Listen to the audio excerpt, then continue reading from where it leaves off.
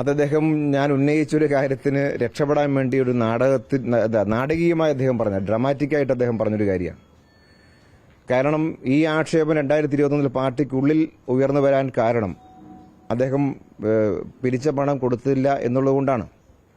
അന്ന് കൃത്യമായി കണക്ക് പാർട്ടിക്ക് മുമ്പാകെയുണ്ട്. അതിനെ ബന്ധപ്പെട്ട പാർട്ടി കമ്മിറ്റി പരിശോധിച്ചിട്ടുണ്ട്. അത് അദ്ദേഹം ഇതിന്റെ കണക്ക് പരസ്യമായിട്ട് പറഞ്ഞാൽ അദ്ദേഹം മോശക്കാരനാകും എന്നുള്ളതുകൊണ്ട് വളരെ അഡ്വാൻസായി ഇപ്പോൾ അദ്ദേഹം ഒരു കള്ളക്കണക്ക് പറഞ്ഞിരിക്കുകയാണ്. 7 ലക്ഷം രൂപയാണ് ഇലക്ഷൻ കമ്മിറ്റിക്ക് കെ പ്രസാദ് സെക്രട്ടറി ഇലക്ഷൻ കമ്മിറ്റിക്ക് അദ്ദേഹം നൽകിയിട്ടുള്ളത്. അദ്ദേഹം കള്ളക്കണക്ക് പറയും. ഞങ്ങളൊന്നും അദ്ദേഹത്തെ ആക്ഷേപിക്കാൻ ഇറങ്ങുന്നില്ല. അദ്ദേഹം പിരിച്ച പൈസ നാട്ടിൽ പറയൂ, ജനങ്ങൾ കേൾക്കട്ടെ. അദ്ദേഹം അഴിമതി വിരുദ്ധത മുഖമൊക്കെ അടിഞ്ഞ് ഇങ്ങനെ പോകുന്ന ഒരാളാണല്ലോ. ജനങ്ങൾ കേൾക്കട്ടെ അദ്ദേഹം പിരിച്ച പണം ആരുടെ എല്ലാം കയ്യിൽ നിന്ന് പൈസ. അദ്ദേഹം പറയുന്നത് അങ്ങനെ പരസ്യപ്പെടുത്താൻ പാടില്ല. എന്താ പരസ്യപ്പെടുത്തിയാൽ? തന്ന ആൾക്കാരെല്ലാം കള്ളപ്പണം തന്നല്ലോ, നേരായ പണമല്ലേ തന്നത്. പരസ്യപ്പെടുത്തി എന്താ പ്രശ്നം? എന്താ തന്നവർക്ക് എന്താ പ്രശ്നം? ഒരു പ്രശ്നം അവർക്കില്ല. അദ്ദേഹത്തിന് എന്താ പ്രശ്നം? പറഞ്ഞാൽ പിന്നെ പൈസ തരുമെന്നാണ്. അപ്പം ഇനിയും പൈസ മേടിക്കാൻ വേണ്ടി പറയുന്നില്ലെന്നല്ലേ അദ്ദേഹം പറഞ്ഞ കാര്യം. ഒരു കുഴപ്പവും പരസ്യപ്പെടുന്നുകൊണ്ടില്ല. അദ്ദേഹം അന്ന് വാങ്ങി ആരെല്ലാം കയ്യിൽ നിന്ന് പൈസ വാങ്ങി, എത്ര ലക്ഷം വീതം വാങ്ങിയെന്ന് പരസ്യപ്പെടുത്തുക. അപ്പോൾ കൊടുത്ത കണക്കും വാങ്ങിയ കണക്കുമെല്ലാം നാട്ടുകാർക്ക് ബോധ്യമാകാൻ കഴിയും. ഞാൻ ആ കണക്കെല്ലാം കൂടി പ്രസിദ്ധീകരിച്ചിട്ട് അദ്ദേഹത്തെ മോശപ്പെടുത്താൻ ആഗ്രഹിക്കുന്നില്ല. പക്ഷെ അദ്ദേഹം പരസ്യമായി ഇത് കാര്യം പറയണം. കള്ളക്കണക്ക് പറയരുത്. ശരിയായ കണക്ക് സത്യസന്ധമായി അദ്ദേഹം പറയുക.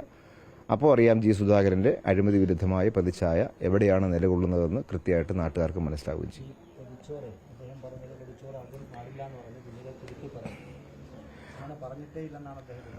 അത് നിങ്ങൾ തന്നെ കാണിക്കുന്നുണ്ട്. അദ്ദേഹം ആദ്യം പറഞ്ഞതും അദ്ദേഹത്തിനൊരു മടിയില്ല. ഒരു 10 മിനിറ്റ് പോലും വേണ്ട പറഞ്ഞ കാര്യം മാറ്റി പറയാൻ. ഒരു മടി അദ്ദേഹത്തിനില്ല. അദ്ദേഹം പരസ്യമായി എന്താ പറയുന്നതെല്ലാം നിങ്ങൾക്ക് അത് വിവാദമാക്കി എന്താണെന്ന് ചോദിച്ചാൽ, അദ്ദേഹം ഇപ്പോൾ അമ്പലപ്പുഴ MLA ആണ്. അമ്പലപ്പുഴയിലാണ് ആലപ്പുഴ മെഡിക്കൽ കോളേജ്.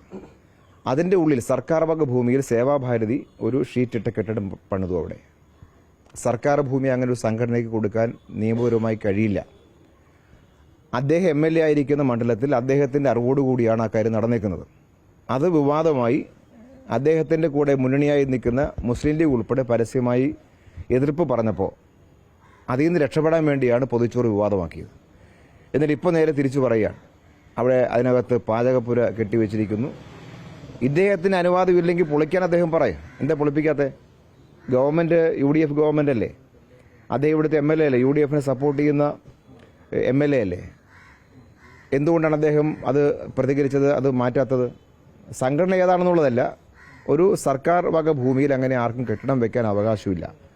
അത് കൊടുത്തിരിക്കുന്നു. കൊടുത്തത് അദ്ദേഹം MLA ആയി ഇരിക്കുന്ന സന്ദർഭത്തിലാണ് അദ്ദേഹം അത് കൊടുക്കുന്നത്. അത് തിരുത്താൻ ഇപ്പോഴും തയ്യാറായിട്ടില്ല. അപ്പോൾ ആ വിവാദത്തിൽ നിന്ന് തലയൂരിക്കൊണ്ട് പോകാൻ വേണ്ടിയാണ് പൊതിച്ചോറ് വിവാദം അദ്ദേഹം ഉണ്ടാക്കിയത്. കടുത്ത പ്രതിഷേധം കേരളം ഒന്നാകെ ഉയർന്നു വന്നപ്പോൾ പതുക്കെ അതിൽ നിന്ന് ഇപ്പോൾ തലയൂരിക്കൊണ്ട് പോയിരിക്കുകയാണ്.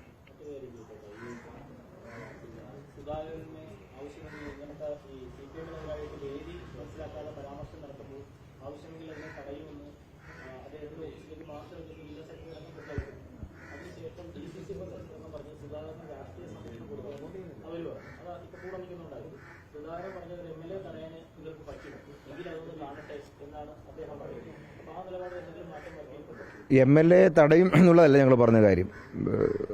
രാഷ്ട്രീയം ആർക്കും പറയാം, അദ്ദേഹത്തിന് രാഷ്ട്രീയം പറയാം. ഇപ്പോൾ നിങ്ങൾ മാധ്യമപ്രവർത്തകരോട് രാഷ്ട്രീയം പറഞ്ഞോട്ടെ, അതിന് തർക്കമില്ലല്ലോ. അല്ലെങ്കിൽ UDFന്റെ രാഷ്ട്രീയ വേദി രാഷ്ട്രീയം പറയട്ടെ. ഇവിടെ അങ്ങനെയല്ല നടക്കുന്നത്. ഇപ്പോൾ ഇവിടെ ആലപ്പുഴ MP KC വേണു അദ്ദേഹം രാഷ്ട്രീയം പറയുന്നില്ലേ? ഇവിടെ നിന്നുള്ള മന്ത്രി ലിജു രാഷ്ട്രീയം പറയുന്നില്ലേ? അവരൊക്കെ രാഷ്ട്രീയം പറയുന്നത് എവിടെയാണ്? ഇദ്ദേഹത്തിന് വ്യത്യാസം എന്ന് ചോദിച്ചാൽ ഔദ്യോഗികമായ വേദികളിൽ വന്ന് പൊതുവേദിയിൽ വന്നിട്ട് രാഷ്ട്രീയം പറയുന്നു. അതാണ് ആ ഗൗരവമായ കാര്യം.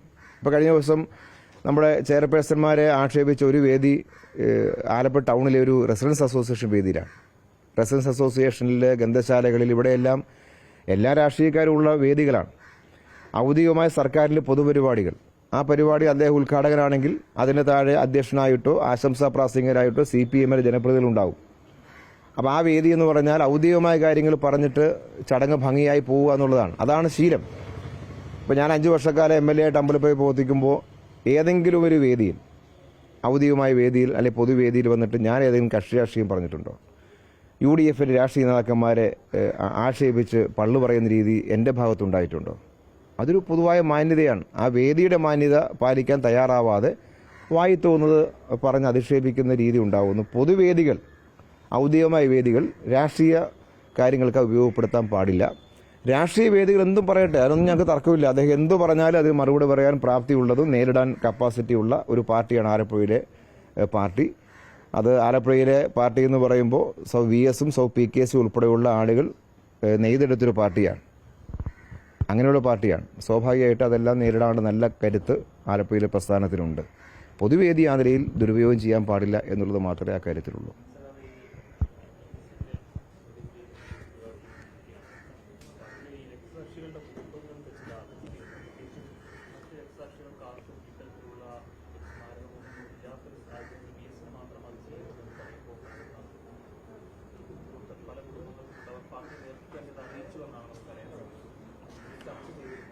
അതിനെക്കുറിച്ച് അറിയില്ല, അത് പാർട്ടി സെക്രട്ടറിമാർ പറയും അതിനെക്കുറിച്ചിട്ട്.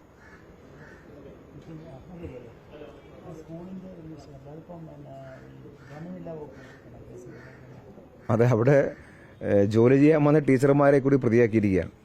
അത് അവിടെ നടന്ന യോഗത്തിൽ ഞാൻ തന്നെ സംസാരിച്ചു. പോലീസ് ഓഫീസേഴ്സൊക്കെ അവിടെ ഉണ്ടായിരുന്നു. അവർ ഡ്യൂട്ടി ചെയ്യാൻ സ്കൂളിൽ വന്നതാണ്. ആ സ്കൂളിലേക്ക് അതിർക്കം വെച്ച് കയറി പ്രശ്നം ഉണ്ടാക്കിയതാണ്. പക്ഷേ അവിടെ ജോലി എടുക്കാൻ വന്ന സർക്കാർ ജീവനക്കാരായ 2 ടീച്ചേഴ്സിനെ, വനിതാ അധ്യാപകരാണ്, അവർക്കെതിരെയും കേസ് ജാമ്യമില്ല വകുപ്പ് എടുത്ത് ചെയ്തിരിക്കുകയാണ്. അവിടെ എല്ലാം ദൃശ്യവൽക്കരിക്കപ്പെട്ട കാര്യമാണ്.